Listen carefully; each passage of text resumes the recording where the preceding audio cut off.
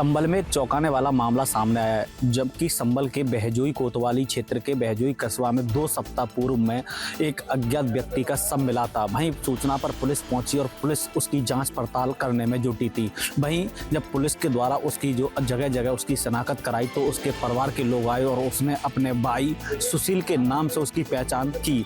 जब उनके परिवार के लोगों ने उसे ले जाकर उसका अंतिम संस्कार कर दिया तो 18 दिन बाद व्यक्ति जिंदा मिला। जिंदा व्यक्ति मिलने के बाद तमाम परिवार में हड़कंप मच गया और जो पुलिस थी उस पुलिस पर भी तमाम सवाल खड़े हो गए, क्योंकि जिस तरह से जो संभल में 18 दिन बाद जो जिंदा युवक मिला था उसका अंतिम संस्कार कर दिया गया था। पुलिस ने भी पोस्टमार्टम करने के बाद उसे परिजनों को सुपुर्द किया था। जो संभल की एडिशनल एसपी अंकुरिता शर्मा उन्होंने बताया कि जिस तरह से जो 18 दिन बाद जो व्यक्ति जिंदा मिला है उसको हमने परिजनों को सौंपा था। जैसे उसकी पहचान कराने में जो पंपलेट हैं और जो सोशल मीडिया उसके द्वारा उसकी तमाम इस जगह जगह पंपलेट चिपकाई और जैसे अज्ञात शव की शिनाख्त की जाती है उसी तरह से उसकी भी शिनाख्त की। तो कहीं ना कहीं जिस तरह से 18 दिन बाद जो व्यक्ति जिंदा मिला था, अब उसके तमाम जो पुलिस पर भी तमाम खड़े सवाल हो रहे हैं और पूरा हैरान करने वाला मामला सामने आया है। कैमरामैन सहयोग के साथ सत्यपाल यादव, संभल। केजीएमयू में धर्मांतरण का एक बड़ा मामला सामने आया, जिसमें आरोपी डॉक्टर को बीते दिनों पुलिस ने गिरफ्तार कर लिया था। ऐसे में उससे जुड़े हुए खुलासे आए दिन हो रहे हैं और एसटीएफ भी इस पूरे मामले में जांच कर रही है। ऐसे में पुलिस अब आरोपी डॉक्टर की रिमांड लेने की तैयारी कर रही है, क्योंकि धर्मांतरण, पीएफआई और उसके साथ ही साथ टेरर कनेक्शन जैसी तमाम चीज़ें अब तक इस पूरे मामले में निकल करके सामने आ चुकी हैं। ऐसे में इससे जुड़े हुए तमाम अहम सवाल भी उसे किए जाने हैं, लिहाजा जल्द ही पुलिस अब इससे रिमांड ले सकती है, जिसके बाद उम्मीद जताई जा रही है उसके साथ साथ शामिल इस पूरे गैंग से जुड़े हुए तमाम अहम और बड़े नाम का खुलासा भी हो सकता है। उसके साथ जो जूनियर रेजिडेंट डॉक्टर था उसके खिलाफ भी जल्द ही पुलिस सबूत एकत्रित करके कार्रवाई करने की तैयारी कर रही है। वीडियो जर्नलिस्ट दीपक राणा के साथ शुभम पांडे, न्यूज स्टेट, लखनऊ। कुंभ क्षेत्र के गंगा घाटों पर गैर हिंदुओं का प्रवेश वर्जित हो, इस बात की मांग अब जोर पकड़ने लगी है। हालांकि गंगा सभा ने जब ये पोस्टर हर की पौड़ी क्षेत्र पर लगाए तो इसको लेकर कई लोगों के विरोधाभासी बयान भी आए, लेकिन फिलहाल गंगा सभा ने 1916 के उस म्युनिसिपल एक्ट का हवाला देते हुए इन पोस्टरों को यहाँ चस्पा किया है और इन पोस्टरों में साफ तौर पर लिखा गया है कि जो गैर हिंदू हैं, अहिंदू हैं, उनका प्रवेश पूरी तरह से वर्जित है। आज्ञा से म्युनिसिपल एक्ट यानी कि 1916 में जो म्युनिसिपल एक्ट बना था उसका हवाला देते हुए गंगा सभा ने इस तरह के पोस्टर यहाँ पर लगाए हैं। लेकिन सवाल सबसे बड़ा यही है कि 1916 के उस म्युनिसिपल एक्ट के जो अन्य धाराएं हैं या फिर अन्य नियम हैं उन पर बात क्यों नहीं हो रही, और क्योंकि सबसे ज्यादा जरूरी यही है कि अगर म्युनिसिपल एक्ट की बात की जा रही है तो म्युनिसिपल एक्ट के उन धाराओं की भी बात होनी चाहिए जिसमें कि हर की पौड़ी क्षेत्र पर व्यापार करना या फिर लंगर चलाना पूरी तरह से प्रतिबंधित है। लेकिन फिलहाल इस पर कोई बोलने को तैयार नहीं है और अभी फिलहाल इस पर केवल इस पॉइंट को उठाया जा रहा है जिस पर कि गैर हिंदुओं का प्रवेश हर की पौड़ी क्षेत्र पर वर्जित है। न्यूज स्टेट के लिए हरिद्वार से महावीर नेगी।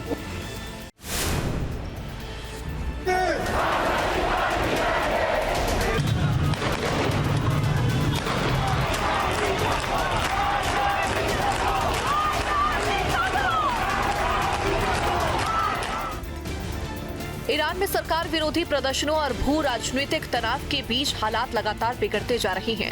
अमेरिका की ओर से हमले की धमकी और अपने नागरिकों को ईरान छोड़ने की चेतावनी के बाद वहां दहशत का माहौल है। ईरान में बढ़ते तनाव के बीच रिवोल्यूशनरी गार्ड ने मर्चेंट नेवी जहाज से 10 भारतीय क्रू सदस्यों को हिरासत में लिया। इनमें गाजियाबाद के रहने वाले 3rd ऑफिसर केतन मेहता और प्रतापगढ़ के रहने वाले अनिल कुमार सिंह भी शामिल हैं। केतन के परिवार का उनसे संपर्क टूट चुका है, जिससे परिवार में कोहराम मचा है।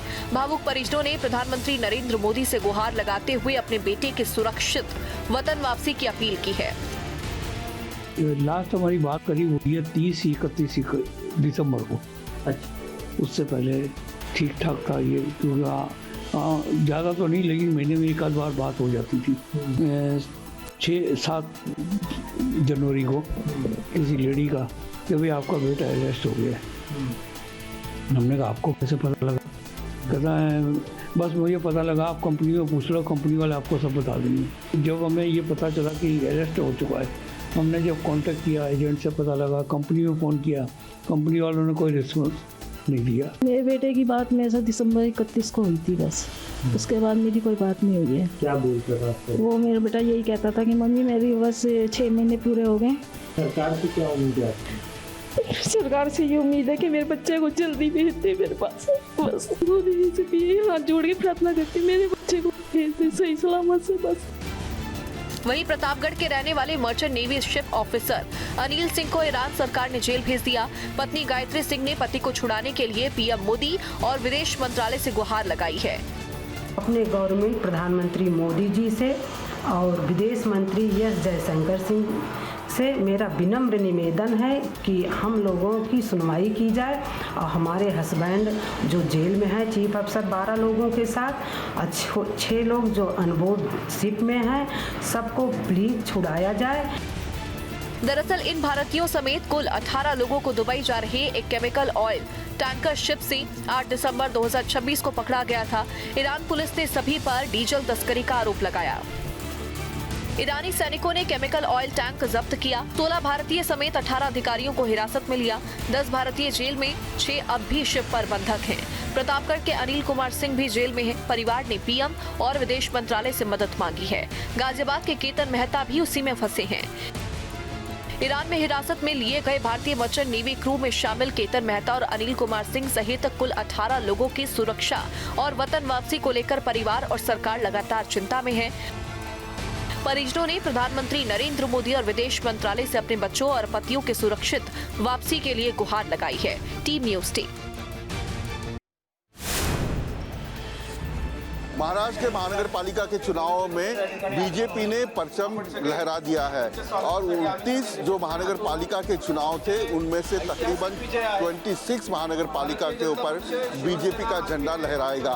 मुंबई की बीएमसी का चुनाव भी महायुति यानी बीजेपी और एकनाथ शिंदे की शिवसेना ने जीत ली है और जो मेयर है वो बीजेपी या एकनाथ शिंदे की शिवसेना का बन सकता है। मुंबई की लड़ाई जो थी वो कांटे की टक्कर हुई थी। राज ठाकरे और उद्धव ठाकरे एक हो गए थे और मराठी अस्मिता का मुद्दा उन्होंने लोगों के सामने रखा था, लेकिन देवेंद्र फडणवीस मुख्यमंत्री ने डेवलपमेंट की बात कर महायुति को बीएमसी का जो चुनाव है वो जीत कर दे दिया है। ये वोट जो है, ये मैंडेट जो है, ये कॉल जो है, ये मुंबई के विकास के लिए दिया गया है।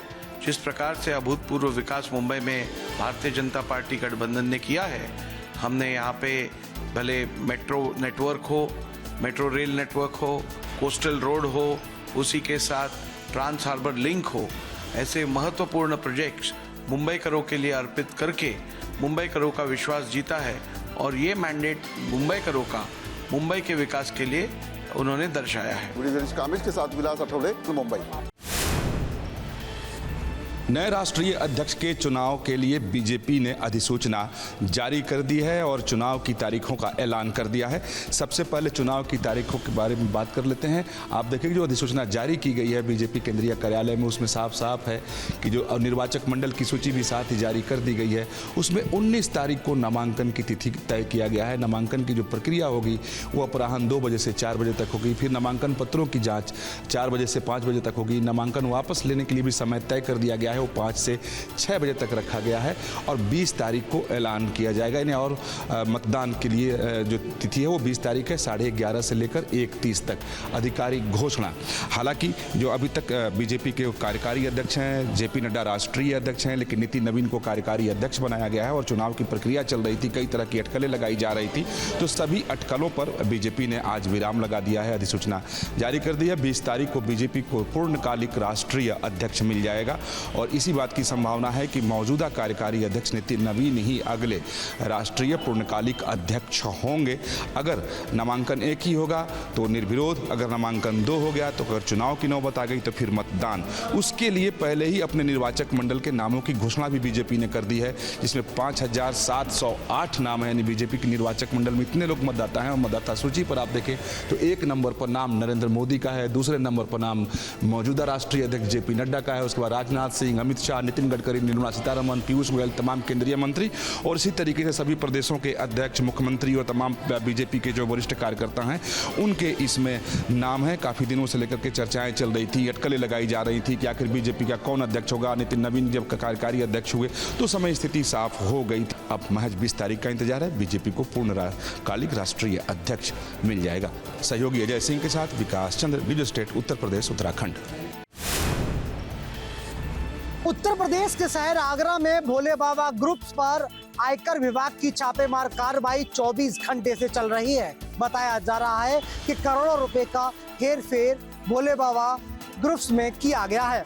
दरअसल आपको बता दें कि आयकर विभाग के तकरीबन 150 से अधिक अधिकारी छापेमार कार्रवाई करने में जुटे हुए हैं। उत्तर प्रदेश शहर के कई जिलों के साथ साथ दिल्ली और राजस्थान के भरतपुर में भी ये छापेमार कार्रवाई की जा रही है। 35 से अधिक खाद्य उत्पादक कारोबारियों के यहाँ ये छापेमार कार्रवाई की जा रही है। बताया जा रहा है कि विदेशों में निवेश और तमाम ज्वेलरी खरीद फरोख्त के दस्तावेज आयकर विभाग की टीम को मिले हैं। फिलहाल आयकर विभाग की टीम ने सभी इलेक्ट्रॉनिक गैजेट्स यानी लैपटॉप, मोबाइल और तमाम महत्वपूर्ण दस्तावेज अपने कब्जे में कर लिए हैं। अब देखना ये होगा कि जब आयकर विभाग की ये छापेमार कार्रवाई खत्म होगी तब करोड़ों रुपए के हेरफेर की जानकारी मिल सकेगी। न्यूज स्टेट के लिए आगरा से शिव चौहान। केंद्र सरकार ऊर्जा के परंपरागत स्रोतों के साथ साथ रिन्यूएबल एनर्जी के क्षेत्र पर बड़े पैमाने पर काम कर रही है। यही वजह है कि केंद्र सरकार ने पीएम सूर्य घर योजना की शुरुआत की, जिसका व्यापक असर भी देखने को मिल रहा है। कानपुर में बड़े पैमाने पर लोगों की छतों पर अब रूफटॉप सोलर प्लांट स्थापित होने लगे हैं। कानपुर में एक आंकड़े के मुताबिक अब तक 21,000 छतों पर ये प्लांट स्थापित हो चुके हैं और रोजाना 100 से अधिक प्लांट स्थापित हो रहे हैं। यही वजह है कि कानपुर इस मामले में अब प्रदेश में तीसरे स्थान पर पहुंच गया है। कानपुर में सौर ऊर्जा अब तकरीबन 34 से 38 करोड़ रुपए सालाना की बिजली बचा रही है।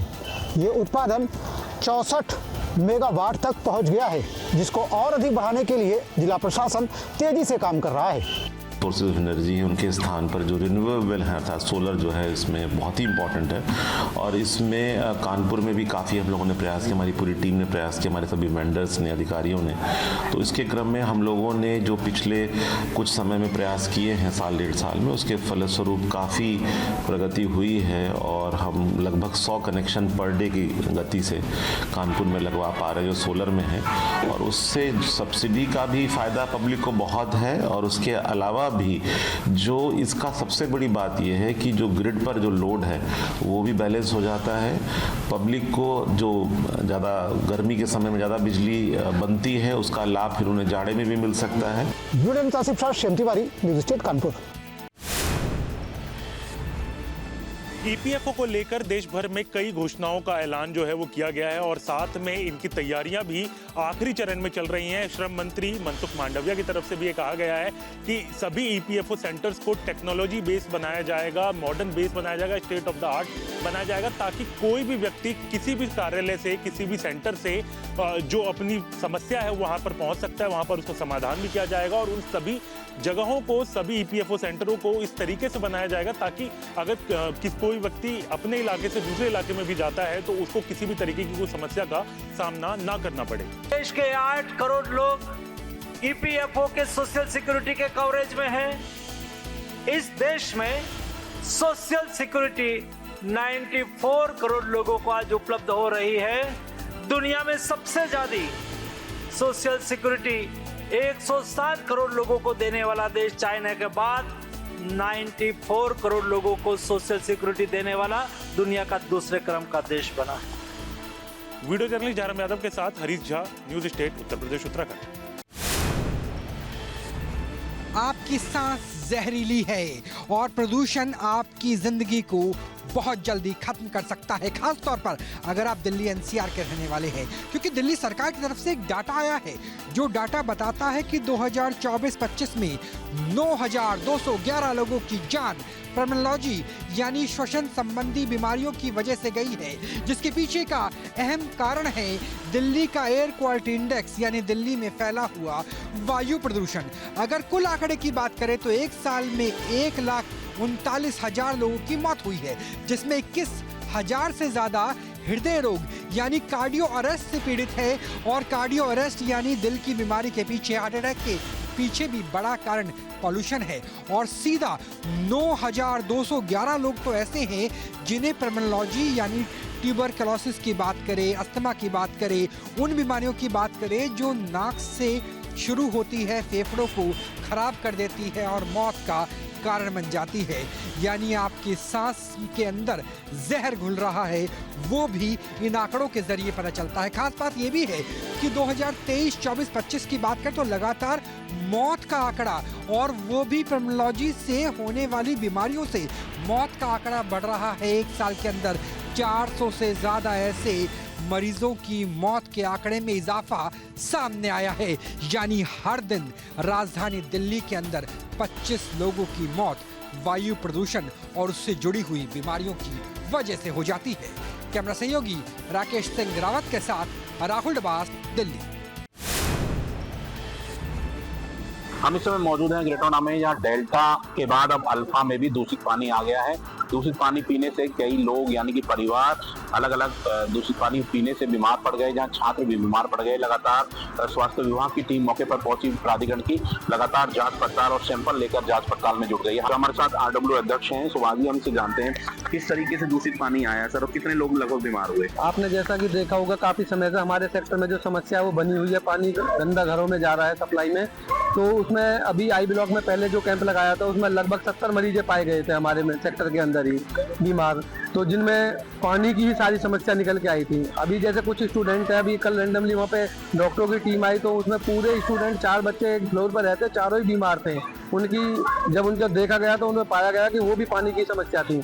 दूषित पानी आप ले जो जीआई के पाइप है वो गल चुके हैं और नालियों के द्वारा जो पानी गंदा सीवर का भरा हुआ है वो घरों में चला जाता है। हमारे साथ कुछ छात्र भी हैं जो लगातार बीमार हुए हैं। देखिए दवाई है, मेडिसिन है, जो लगातार अभी भी मेडिसिन ले रहे हैं। हम जानते हैं किस तरीके से आपको समस्या हुई, कैसे दूषित पानी पीने से बताया जा रहा है या फिर और जो सीवर से पानी आता था तो हम लोगों ने शुरू में जब शिफ्ट किए थे यहाँ पे तो हम लोगों ने वही पानी पीना शुरू कर दिया था। उसके बाद से मतलब हम लोग को बुखार आना शुरू हुआ, रात में ठंडी लगने लगती थी। उसके बाद हम लोगों ने ब्लड टेस्ट कराया तो टाइफाइड पाया गया, तीनों लोग। आपको क्या समस्या है दूषित पानी पीने? मुझे टाइफाइड पहले मुझे हुआ था, जैसे 10 दिन पहले से बुखार आ रहा था, तो फिर 10 दिन के बाद दवाई भी ले रहे थे, मेडिकल स्टोर से कुछ काम नहीं कर रहा था। फिर जाके हम लोग ब्लड टेस्ट करा, विड्रॉल टेस्ट पॉजिटिव आ गया, तो फिर हम लोग मतलब डॉक्टर बॉटल चढ़ाया। क्या करते हैं आप? मैं बीटेक फर्स्ट ईयर। देखिए बीटेक फर्स्ट ईयर के छात्र हैं, लगातार कहीं ना कहीं पढ़ाई के लिए घर से बाहर यहाँ पढ़ाई करने आए हैं, लेकिन उसके बावजूद भी कहीं ना कहीं साफ तौर पर प्राधिकरण की जो व्यवस्था है वो कहीं ना कहीं साफ तौर पर फेल होती नजर आ रही है।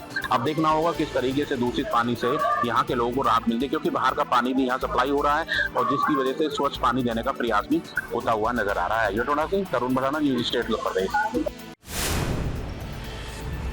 गुजरात में मकर संक्रांति को जो पतंग जो काइट फेस्टिवल है वो मनाया जाता है, जिसके कारण जो कई पक्षी हैं, कई जो लोग हैं वो इंजर्ड होते हैं। जो 108 इमरजेंसी जो मेडिकल जो सर्विस है, जिसके आंकड़े की बात की जाए तो करीब 5000 से ज़्यादा जो कॉल है इस बार दर्ज हुई है। और जो बात की जाए कि जो पक्षी है वो यहाँ पे जो ट्रीटमेंट के लिए लाए जाते हैं, जीव दया सेंटर है ये। यहाँ पे आप देख सकते हो कि जीव दया चैरिटेबल जो ट्रस्ट है, यहाँ पे जो घायल पक्षियों का इलाज चल रहा है। करीब 2 दिन में 1300 जो पक्षी है वो यहाँ आए थे, उसमें से 100 जितने जो पक्षियाँ हैं उनकी जो डेथ है वो हो चुकी है। ज़्यादातर जो कबूतर है वो यहाँ पे देखे जा सकते हैं और जो अभी ट्रीटमेंट है उनकी चल रही है। करीब 2 दिन से लगातार 24 घंटे तक चलने वाला ये सेंटर है, जहाँ जो ये जीव है उनको बचाया जा रहा है। साथ में आप देख सकते हो कि पूरा जो यहाँ पे जो ऑपरेशन थिएटर है वो ओपन में बनाया है। कि जो दादा की बात की जाए तो अकेले अहमदाबाद में 1300 से ज़्यादा जो पक्षी हैं वो यहाँ ला गए। 5857 जो कॉल है वो 14 तारीख को आए थे। दूसरे दिन की बात की जाए तो यहाँ पे जो बढ़ोतरी है वो 19.18% हो चुकी है। उसमें यहाँ देख सकते हैं तो 20% से ज़्यादा जो परसेंटेज के हिसाब से देखा जाए तो कॉल है वो इमरजेंसी में ज़्यादा आए थे। कई लोग हैं उनकी जो मृत्यु हो गई है और कई लोग हैं वो इंजर्ड है, उनका अस्पताल में इलाज चालू है। पर यहाँ पे जीव दया चैरिटेबल ट्रस्ट द्वारा जो बड़ा जो हॉस्पिटल है वो बनाया गया है। 24 घंटे यहाँ ऑपरेशन किए जाते हैं। कई जो पक्षी हैं जिनको बचाया जा सकता है और जो कई जो है वो यहाँ पे अपना जो दम है वो तोड़ते हैं। पर जो आंकड़ों की बात की जाए तो पिछले साल से इस साल है वो 20% से ज़्यादा जो पक्षी हैं और जो इंसान है वो घायल हुए हैं।